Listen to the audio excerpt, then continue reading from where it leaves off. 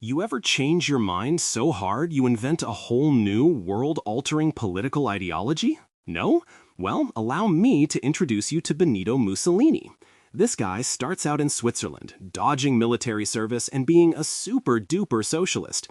He's all about workers' rights and violently overthrowing kings. But then World War I kicks off. At first, he's like, war is bad. But then a light bulb goes on in his head. A very weird, very scary light bulb.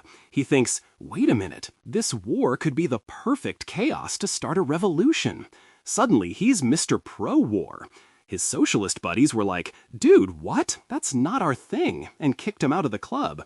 So Mussolini goes, fine, I'll make my own club, with less class division and more national high fives. We'll be like the Roman Empire again. I'll call it fascism. Then he told his barber, and for the haircut, let's go with shiny. Meanwhile, over in Germany, another fellow was having a really bad time. Germany had lost World War I, and the Treaty of Versailles was basically the universe's meanest prank. They lost territory, their army was shrunk to the size of a moderately successful boy band, and they had to pay a bill so huge it made your student debt look like pocket change. The German people were miserable. So when a small, angry man with a silly mustache came along and said he could fix everything, they listened. This was, of course, Adolf Hitler. He tried to take over Munich, got arrested, but somehow got even more popular. By 1933, they just made him chancellor. And surprise, surprise, he immediately turned Germany into a dictatorship. Europe now had fascist dictator number 2. And just when you thought the angry guys who want to conquer the world club was full, a third player enters the game. Say hello to Japan. After being isolated for centuries, America showed up and said, you're trading with us now, and you're gonna like it. The Western powers forced a bunch of unfair deals on Japan, wrecking their economy. So Japan thought, fine, if we can't buy resources, we'll just take them. They started by grabbing territory from China and Russia, and then, using a maybe totally staged bomb explosion as an excuse, they invaded Manchuria. So now you have our three main characters: Nazi Germany, Fascist Italy, and Imperial Japan. They all think they're the best, they all hate the Allies, and they all want more stuff. And so, they started taking it. Hitler began by completely ignoring the Treaty of Versailles. He built up an air force, started a draft, and marched his army back into the Rhineland, basically telling his troops, if you see a French soldier, run away. The Allies did nothing. This started a fun little game called appeasement. Hitler would say, I want that thing. The Allies would say, you can't have that thing. Okay, you can have that thing, but no more. In 1938, Hitler just walked into Austria and took it. Next, he demanded a piece of Czechoslovakia. The Allies held a meeting in Munich, without inviting Czechoslovakia, by the way, and just gave it to him. They made him sign a paper promising he wouldn't invade the rest of the country, which he immediately did. Not wanting to be left out, Mussolini looked for an easy win and invaded Ethiopia, a country whose army was literally using spears against his tanks.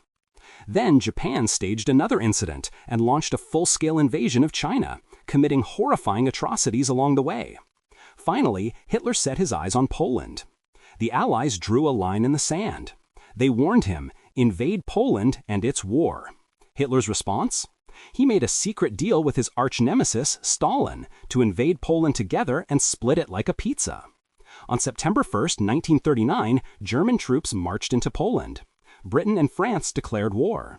But then, nothing happened. For months, everyone just sat around in what's called the phony war. The French hid behind their defenses, still thinking it was 1918, while the British dropped propaganda leaflets over Germany. Hitler used this time to prepare. He decided to invade France by going through Belgium.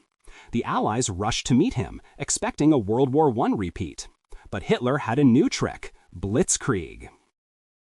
While the main Allied armies were distracted in Belgium, a massive German force punched right through the Ardennes forest, an area the French thought was impenetrable. The best Allied forces were completely surrounded. The British army made a desperate escape from the beaches of Dunkirk, rescued by a chaotic fleet of civilian fishing boats and yachts. But France was doomed. The Germans marched into Paris. In a few weeks, Hitler had done what Germany couldn't do in 4 years of the last war. With France gone, Britain stood alone. Hitler expected them to surrender, but they were led by Winston Churchill, a man who was not in a surrendering mood. So Hitler planned an invasion. First, he had to destroy Britain's Royal Air Force. German bombers hammered British ports and airfields. It looked grim. But then Hitler made a classic villain mistake. He got emotional. Churchill ordered a tiny, insignificant bombing raid on Berlin. Hitler was so furious, he immediately switched his attacks from military targets to bombing London. This was terrifying for civilians, but it gave the RAF a desperately needed break to repair and regroup. In the end, the RAF won the battle for the skies, and Hitler's invasion was called off. Britain was battered, but it was still in the fight.